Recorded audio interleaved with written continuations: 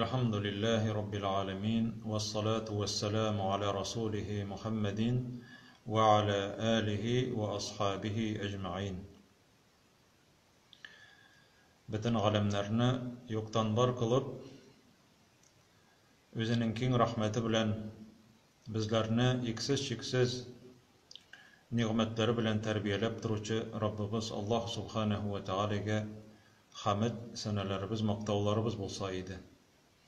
Seyikli Peygamberimiz Muhammed sallallahu aleyhi ve sellem'ge köngüllerimizin türünden çıkan salavatlarımız hem selamlarımız erişseydi. Ramazan ayı derslerimizde devam edip bugün cemaat sadaka temasını koruyuz. İnşallah bu big zor ibadet. Benim sizge bugün El-Gimran suresinin 92. ayetinin ma'nesini anlatıp hem şunu tefsir kılıp yeterge isebem var. Allah Teala barımızga da faydalı ilimler nasip etseydi hem en mühimi şu ayet bilen amel kılsak idi. Bu ayet bulay Allah Teala ayte "Len tenalul birra hatta tunfiku mimma tuhibbun. Ve ma tunfiku min şey'in fe innallaha bihi alim." Allah Teala ayte cemaat her birimiz mümin Müslümanlar bularak Kur'an ayetlerini tınlagan vakitte bik nık ihtibar bilen tınlarga tiyişlibiz. Kulağımız bilen gine tugul, köngülübüz bilen, köngülübüzde de, yüreğimizde de bizning kulak bularga tiyişli. Hem şu köngülübüz bilen, kalbimiz bilen kulak salırga tiyişlibiz şu ayetke. Allah Teala ayte, izgilikке erişe olmazsız. Yani izgilik kıldım deyip eyte olmazsız. Len tenalul birra. Allah Teala ayte bir. El bir degen söz izgilik. Yani Allah Teala'nın rizalığı için işlene tırgan ameller olar barsı da el bir bola. Yani eğer izgi amelini kıldın iken sen demek izgilikке erişesin hem izgilikke erişsen Allah Teala kabul etse şunu cennetli bulasın. Bir degen sözün ma'nası demek izgilik bola. Bütün izgi amel Allah Teala yarata tırgan izgi amel. Mesela birrul velideyni eti enige izgilik kılı. Demek eti enine rizalatır için ne işlerge gerek? Onların bir sözüne de karşı gelirge yaramı. Onlarga yardım gerek vakitte onlarga yardım etirge gerek. Onlarga kırında kararga yaramı, açılanıp da kararga yaramı. Mene bu bulay izgilik. Bir. El bir. Allah Teala ite len tenalu. Bu elbette cemaat Garip tilin bilgen kişilerge bu bigrek de köngülge ütüp kiretirgan sözler bilen Allah Teala müracaat ite. Len tenalu. Hiçbir vakitte da izgilikke erişe alırman dip uylamağız. Erişmeyeceksiz izgilikke üzegizning yaratgan, üzegizning biknik yaratgan malığızını yani akçağına tugul ol, akçağına dip oylarga yaramı, malığızını, üzegizning yaratgan malığızdan sadaka bermey turib izgilikke erişe almayacaksınız dey. وَمَا تُنْفِقُوا مِنْ شَيْءٍ Nerseni de bulsa Allah rizalığı için eğer de sadaka biresiz iken dey Allah Teala Kur'an'da فَاِنَّ اللّٰهَ بِهِ عَلِيمٌ Allah Teala onu bilüçü. Yani bizim halkta bana sadaka verdim, dua kıldılar mı iken, unutmadılar mı iken, dua kılmaganlar, isimimle de etmegenler iken, deyip eytip, üpkelerge mümkünler. Bu cemaat olay bulurga tiyişli tügül.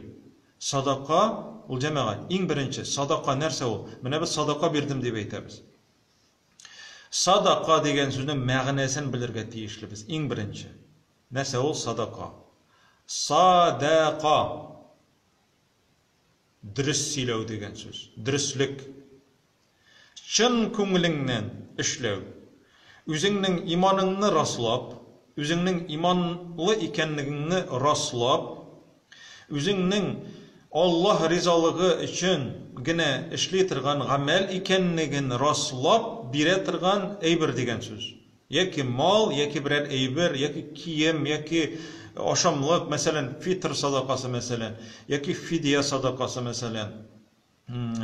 Яки кием белән бирәсең берәрсенә, берәр мохтаҗ кешегә, яки акчалата бирәсең. Садака бик шушындый искиткеч зур мәгънәгә ия булган гыйбадәт ул. Мәсәлән, Пәйгамбәрбез саллаллаһу алейхи ва саллям әйтә: "Табассумука фи вajhi ахика садака" дигән. Синең кардәшеңә очраган вакытта елмаюың садака ди. Садака димәк, ихластан, димәк, чын күңелең раслыйсың син. Үзеңнең иманлы икәнлегеңне раслый торган әйбер дигән сүз җәмәгать. Садака. Шуның өчен бирә торган безнең хәерләребезгә Аллаһ Тәгалә садака дигән. Димәк, садака булсын өчен чыннан да Аллаһ Тәгаләнең ризалыгын өмет итеп бирергә кирәк. Ләкин Аллаһ Тәгалә монда үзегезнең яраткан әйберегезне бирегез ди. Үзегезнең яраткан әйберегез. Ягъни, нәрсәне дә булса яраттың икән, син аны шундук кемгәдер илтеп бирергә тиеш дигән сүз түгел. Яраткан әйберләрең бар. Яраткан әйберләрең арасыннан менә уйлыйсың, үземә дә кирәк инде кирәгендә. Мәсәлән, акчаны яратасың.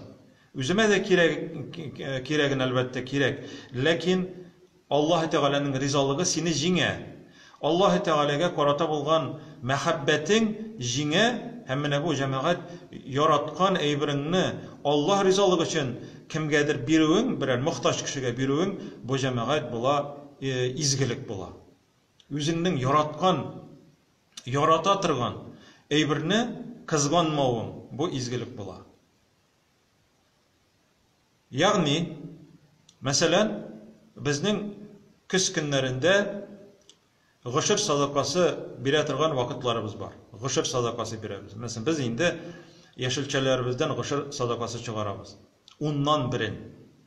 Аллаһ Тәгалә нәрсә дип әйтә? Садака биргән вакытларыгызда ди, "Анфику мин таййибати ма разакнакум", без биргән ризыклардан ди, яхшы ризыклардан ди, яхшыларын бирегез ди, начарларын бирмәгез ди.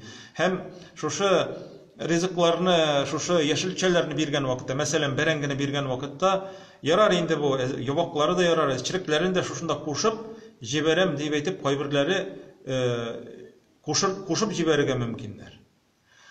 Аллаһ Тәгалә әйтә: "Кушмагыз ди, кушмагыз начар белән ди, яхшыны ди.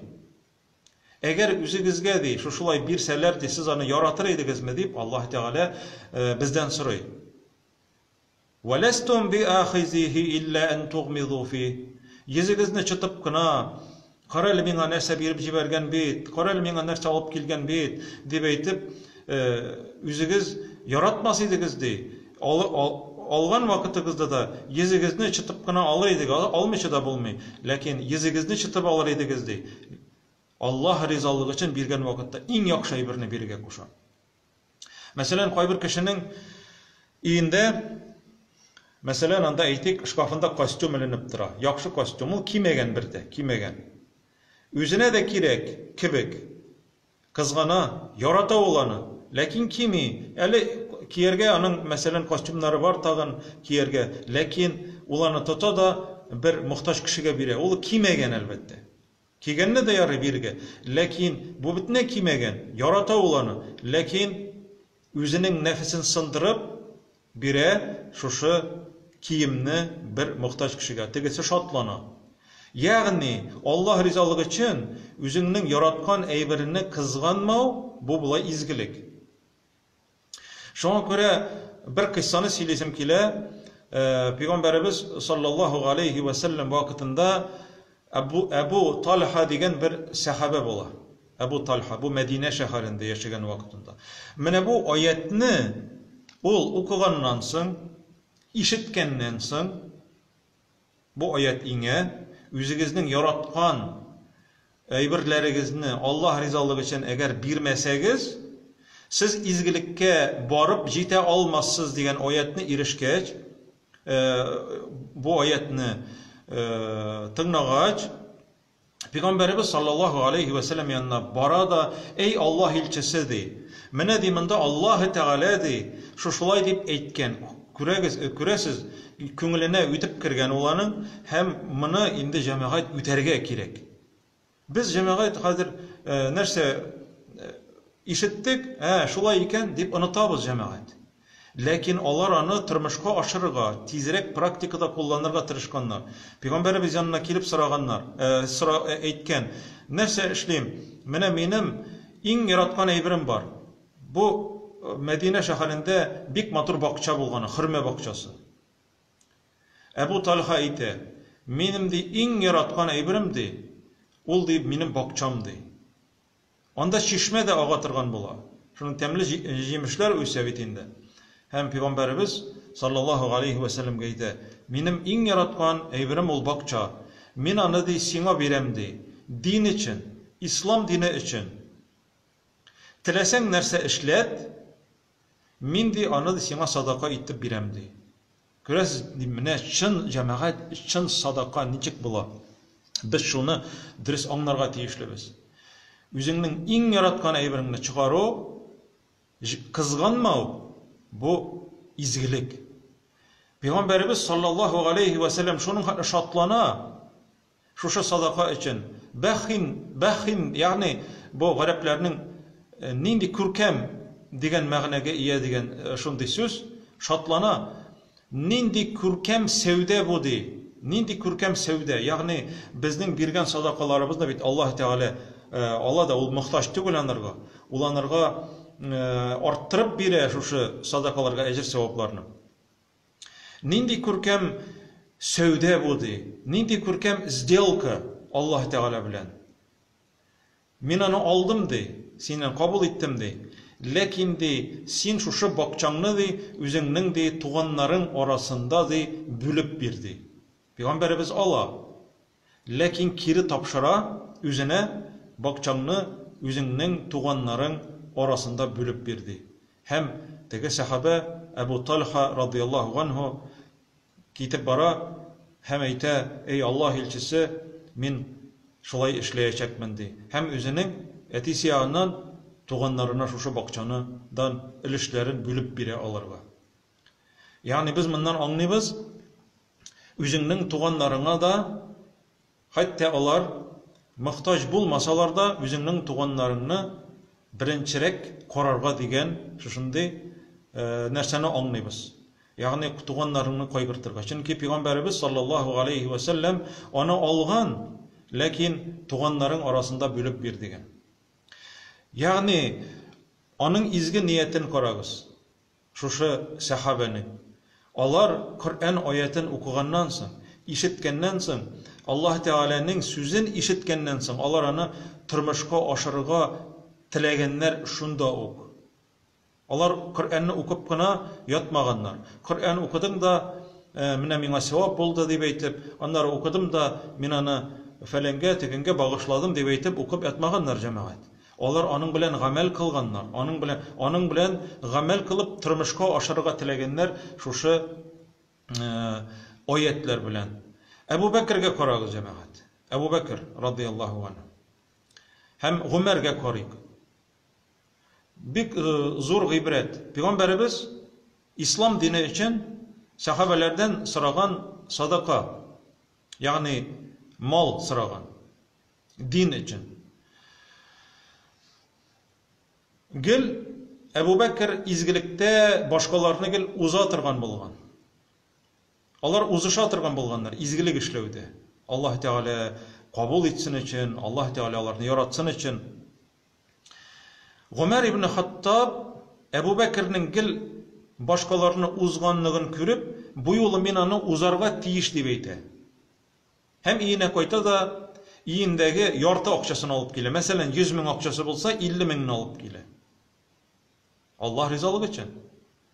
Чөнки яраткан әйбереңне бирергә кирәк, Аллаһ ризалыгы өчен. Бара Пәйгамбәрбез янына һәм көтеп тора Әбу Бәкрне. Узмадым микән дип әйтеп.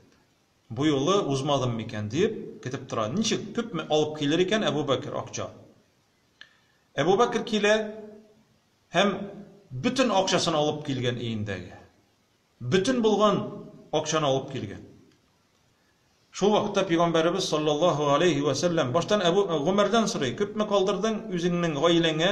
Яшәргә кирәк бит. Яртысын калдырдым" ди.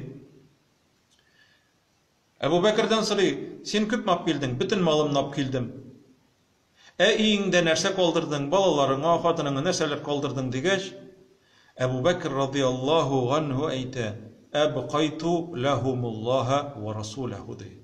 Субханаллаһ.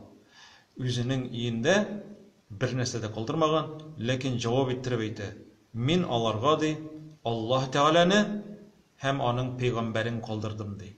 Иманны калдырдым ди.